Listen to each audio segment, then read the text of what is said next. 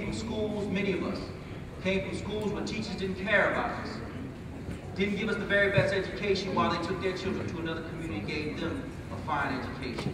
We come from homes where somebody would throw a going away party for somebody going to prison, but make you feel bad for coming to college. We come from communities where we make the simplest things more complicated than it needs to be. It's more dangerous to be a black man in American cities than it is in Fallujah because of us. The most dangerous person to us is us until we begin to see that we have more to offer than a screw face and folded arms. We have to begin to understand that we can call each other brother and be brother and expect more of one another. Ain't nobody talking about the soft kind of love, we gotta come and hug. I'm not talking about that kind of love. I'm talking about a real, genuine respect for one another.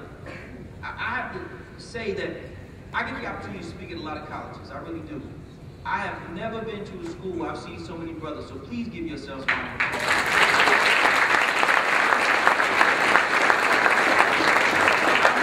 Black colleges and white colleges, I always gotta talk about them because they ain't in the room.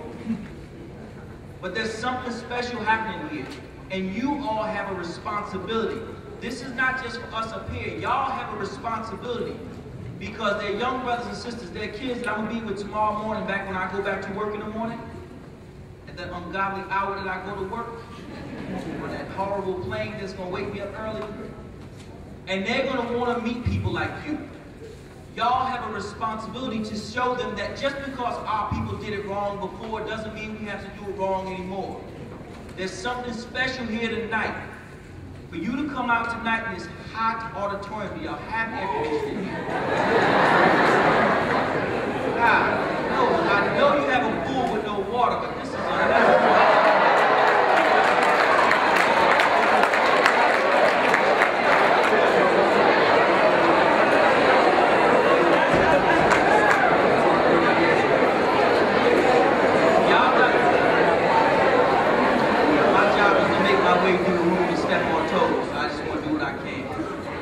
Y'all got a responsibility.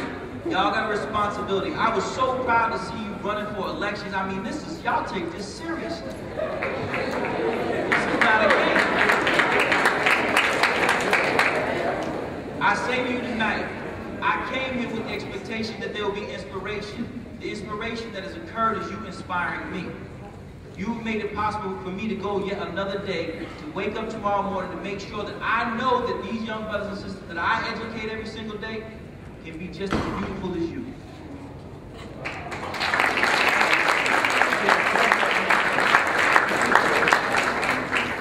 Where I think the black community has gone wrong is, well, we have an image problem. We're so focused on image. Think about the NAACP image. We put R. Kelly on stage. Like, we used to be a community that was focused on making it. I mean, civil rights. I mean, people were focused on trying to make something of themselves and trying to overcome obstacles and hurdles that were placed in front of them. Now, we feel like we made it, and now we're so focused on showing people that we made it. We got people running around with fake chains, fake shoes. I mean, I don't see no fake Jordans in here, but you know, I've seen them sold. And I ain't calling anybody out, that's not my job. However, we spend so much time trying to look the part, we never get to being the part. And before you know it, you're 35 years old, working at McDonald's with a car, with a Dodge Magnum with 26s on it. Like, we want everybody to think that we're doing something. We never do anything though. And it's not you here. I feel like I'm preaching to the choir. Because you all are here in college and you're trying to make something of yourself, hopefully. But don't be like so many people who will take it to the classroom. Try to show up to class and don't do any work. Find every excuse not to do any work, but you there in class every day. What's the point? Like, whose time are you wasting? Like, our problem is trying to look like something we're not, and not being held accountable by anybody else for that because they're trying to make it till they make it too.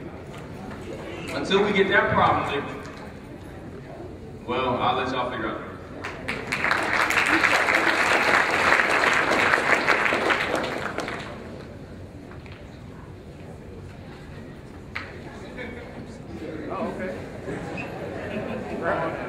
Okay, the next question. What role does the media and society play in the Black experience, especially as it pertains to the Black man? Well, oh man, that's a whole nother. You want to repeat that question real quick, sir? Because I'm about to go in. What role does the media and society play in the Black experience as it pertains to the Black man? Well, I think everybody can agree. Like they paint us as the we're always wrong. You got Rush Limbaugh saying anything, Howard Stern saying everything. I mean, you know, my label mate, and I enjoy his music, but Eminem, when he first came out, he was saying anything. But when we do it, it's like, you know, we lose sponsorships, we lose endorsements, we do major time and all of that, and we do it to ourselves as well, because I dropped a video called Pretty Girls, right? Yeah. And I'm not a director, I'm not on cast videos, I don't do nothing but promote our people in all colors, all shapes, all sizes. But for some reason, we didn't have that many dark-skinned girls that showed up to the video. All I got was slander. You know what I'm saying? I got so much press for that. So much press for that. When 2-3 weeks earlier, I raised $80,000 for Haiti relief. Nobody said nothing. BET called, will text me right now back there. It was like, do you want to discuss the video? I haven't responded yet because I can't put the words together of how angry I am. We just raised 80 grand for Haiti. Y'all didn't call me then. You know what I'm saying? Furthermore, I released another video 20 minutes after Pretty Girls came out with all shades of women, because I co-directed it. Nobody said nothing. You understand what I'm saying? Jay-Z, 50 Cent, a lot of these guys donate. They're true philanthropists. Like, they donate, they give back to the communities, and as soon as it's a gun charge or a vulgar word said in a video, it's everywhere. You understand what I'm saying? I believe, honestly, it's something, if Steve Jobs had a sex scandal like Tiger Woods, we wouldn't hear about it. You know what I'm saying? So it's definitely, I guess it's easier to judge us and throw shade our way, and it's more believable. But at the same time, we can't control what they do, we can control what we do. So I think we should just try uplifting the positivity as much as the negativity, if not more, you know?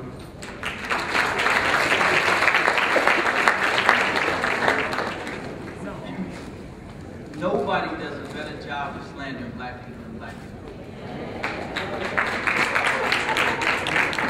The way we talk about each other, the way we depict each other, nobody could get away with that.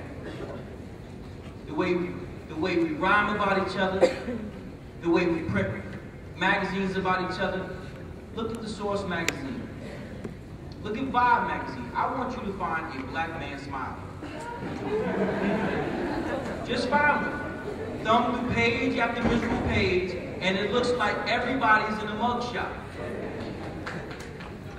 Every single time we support the negative images of our community, we perpetuate our own death. Let me be clear with you. I recently did an interview for CNN with Diddy. It was tough. It was tough, and I'm going to be real with you. It was tough for me because I'm conflicted. Hip-hop is my music of choice. If I'm at the gym, I'm not listening to R&B. I'm not trying to fall in love, I'm trying to lose some weight. So, I'm conflicted because I understand the context of the music. However, if the music was only being played for me, to me, then it'd be all right. But the fact remains that we're sending out these horrifying images of ourselves as killers and pimps and prostitutes, as drug dealers and mean-spirited individuals, willing to take a nigga out. We use these terms as if they are terms of endearment, and then we try to explain the inexplicable foolishness behind them. Well, it don't mean